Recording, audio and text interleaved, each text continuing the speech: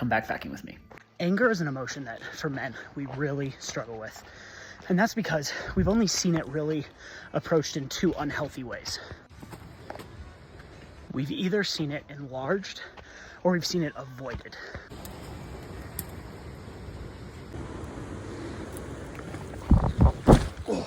When anger is enlarged, it becomes rage, and it usually instills fear. And so, as a result, that may have been what your dad was like, or you may have had a dad that had a lot of rage, and therefore he avoided anger. He saw it as something that should not be touched, and so he completely tried to suppress those feelings and those frustrations. So instead of avoiding or enlarging anger, we need to learn how to address it in a healthy way.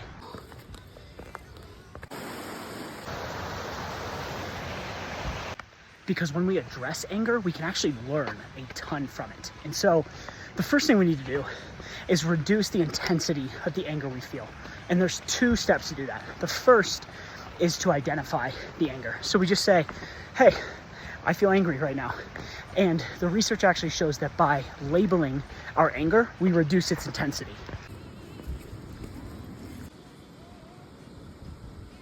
And from my experience, reducing its intensity is pivotal, because if not, I'm in fight or flight mode. I'm really emotionally flooded. And so once I reduce the intensity, then what I do is I try to get back to homeostasis, which just means a place of calmness where I'm more centered. And so simple ways to do that are either breathing exercises, which I'm sure you've heard of, or a grounding exercise that could look like either the 5 senses. So I feel, I smell, I touch one thing, right?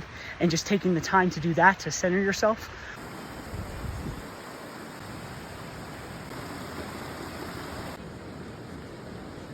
Once you're at a place where you're centered, that's when you can actually start to learn from your anger.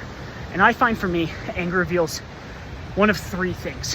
First, it's either going to reveal to me a boundary. So when I feel angry, someone may have crossed a line, and I then need to communicate that that boundary has been crossed. The second thing that it helps me understand from my experience is that I may be doing a thing called displacement. So I feel angry or frustrated for no reason, and I'm upset with, say, my wife. But it turns out that I actually felt anger from a situation with my boss at work. But that's a more threatening source. I feel less safe.